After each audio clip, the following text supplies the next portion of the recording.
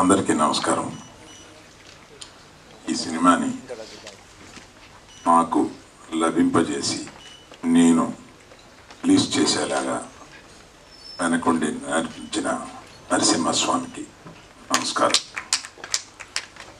నేను కొద్దిమందిని ఇక్కడ మెన్షన్ చేసుకోవాల్సిన అవసరం ఉంది. నాకు కుంబాలే ఫిలిమ్స్కి నాకు ఒక అవినాభావ సంబంధం ఉంది. విజయ్ గారు ఫోన్ చేసి ఈ సినిమాని మీరు రిలీజ్ చేయాలి అంటే తప్పనిసరిగా అనేది మాకు అంతకన్నా పెద్దగా సంభాషణ ఉండదు. అట్లాగే కాంతార ఇంకొక ఆయన సినిమా ఇంకొక చోట రిలీజ్ చేశాము. ఆయనకి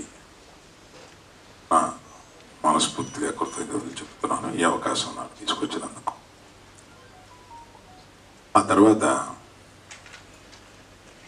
నిర్మాత శిల్ప గారితో ఫోన్ చేసి నేను మొదటి రోజున థియేటర్ హంబుల్గా చేశాము.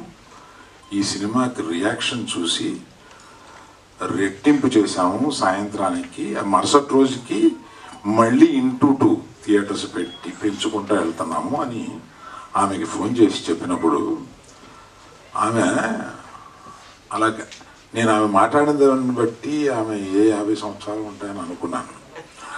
ఆమె అంత చక్కగా ఇది మా ప్రయత్నం ఏమీ లేదు సార్, నరసింహస్వామి మా ద్వారా ఈ పని చేయించాడు, నరసింహస్వామి మీ దగ్గరికి పంపించి ఇది రిలీజ్ చేయించాడు అని ఏది చెప్పినా వాళ్ళు నమ్మిన దీంతో మాట్లాడుతున్నారు. సరే, దర్శకుడితోటి ఈరోజు మాట్లాడాను అశ్విన్ కుమార్ గారితో. ఈ హంబుల్నెస్లో 2 రకాలు ఉంటాయి. హంబుల్నెస్ని ప్రజెంట్ చేస్తారు కొంతమంది, హంబుల్నెస్ని రియల్గా ఇక్కడ ఫీల్ అవుతూ ఉంటారు కొంతమంది. ఆ హ్యూమిలిటీని హంబుల్నెస్ని రియల్గా అశ్విని దగ్గర నేను చూశాను.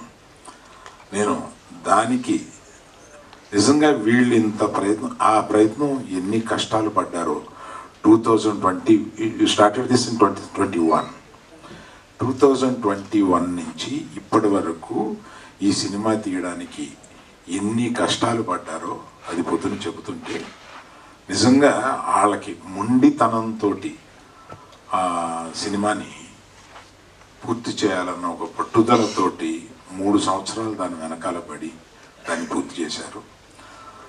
అలాగా అంత పట్టుదలతో పూర్తి చేసినందుకు ఇవాళ నరసింహస్వామి ఆయనకి ఆయన భార్యకి ఇంతటి భారతదేశం అంతా జేజేలు పలుకుతూ ఈ సినిమాకి స్వాగతం పలుకుతున్నారు. ప్రతిరోజు రోజుకి పెరుగుతూనే ఉన్నారు. మొన్న ఏఎంబిలో 200 మంది స్వాములు వచ్చి ఈ సినిమా చూసి వెళ్తున్నారు. అందులో కొన్ని సంవత్సరాలు అయిపోయింది మేము థియేటర్కి వచ్చి అని చెప్తున్నారు వాళ్ళు. ఈ స్వాములు థియేటర్కి వచ్చి చూడడం ఏంటి నాకు తెలీదు. నేను ఈ సినిమాని ఇంకెట్లా ప్రమోట్ చేయాలి అని ఆలోచించుకుంటూ ఉన్నాను. దీనికి ప్రమోషన్ అక్కర్లేదు, ఆటోమేటిక్గా ఒకళ్ళు ఇప్పుడు ఈయన చూశారు జొన్నవిత్తులు గారు, ఆ ఉద్వేగం ఆయన చెప్పగలిగారు. అది ఆయన చెప్పలేకుండా ఉద్వేగం ఫీల్ అయ్యి ఇంట్లో వాళ్ళకి పక్కింటి వాళ్ళకి చెప్పే ఒక సందర్భం ఈ సినిమాకు ఉన్నది. అలాగే యాక్చువల్గా తనికెళ్ళ భరణి గారికి జొన్నవిత్తులు గారికి నేను ఒక రకంగా కృతజ్ఞత ఎలా చెప్పాలంటే, మా గీతా ఫిల్మ్ డిస్ట్రిబ్యూటర్స్లో అడిగారు, ఏమంటే ఇది నెక్స్ట్ మన నిర్మాత దర్శకులు వస్తున్నారు కదా, అప్పుడు మనం చీఫ్ గెస్ట్లుగా ఎవరిని పిలిస్తే బాగుంటుంది అని అంటే, నేను తడుముకోకుండా మనం పిలిస్తే పెద్ద పెద్దవాళ్ళు వస్తారు కానీ ఈ సినిమాకి పిలవాల్సింది భరణి గారిని జొన్నవిత్తులు గారిని పిలవాలి, నేనే వాళ్ళకి ఫోన్ చేసి రమ్మని చెప్తాను అని ఇమీడియట్గా వాళ్ళకి ఫోన్ చేస్తే, ఈ సినిమా గురించి ఆల్రెడీ విన్నామండి, అబ్బో గొప్ప సినిమా అంట కదా అంటే, ఇవాళ సాయంత్రం మీరు వీలు పెట్టి కుటుంబంతో సహా మీరు వెళ్ళి ఈ సినిమా చూడండి అని తిరుపతిలో వారికి ఏర్పాటు చేస్తే వాళ్ళు చూసి ముగ్ధులై ఇప్పుడు చెబుతున్నా, ఇది చూస్తే ఇటువంటి సినిమాని చేయడం మహద్భాగ్యంగా ఫీల్ అవుతున్నాను. ఈ నరసింహస్వామి ఈ సనాతన ధర్మాన్ని నమ్మిన ఇక్కడ ఉన్న వాళ్ళంతా ఈ సనాతన ధర్మాన్ని నమ్మిన వాళ్ళు. మీకు ఇంకొక విషయం పవన్ కళ్యాణ్ గురించి చెప్పాలి. సనాతన ధర్మం నాకు తెలిసిన వాళ్ళల్లో కానీ, అంటే నాకు సన్నిహితులైన వాళ్ళలో కానీ, మా కుటుంబంలో కానీ సనాతన ధర్మం గురించి పవన్ కళ్యాణ్కి తెలిసినంత వేరెవరికీ తెలియదు.